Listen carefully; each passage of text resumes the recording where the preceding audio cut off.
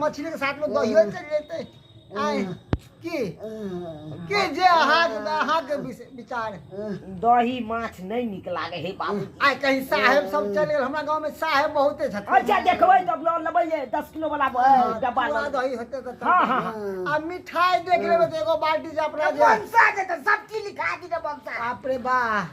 जे छठियार मनसा सब पहले ये सब के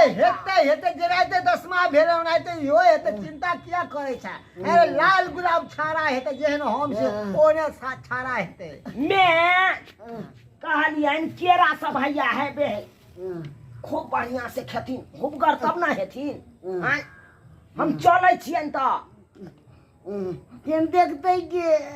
अरे देखैला त बाबूजी छबे छै हम त बैसल रहबै से नहीं हेते हमरो काम काज बहुते या हम तो कहलिए जिज्ञासा करबै आ सोझे उनटे प्यारे भागबै लेकिन कनी काल बैस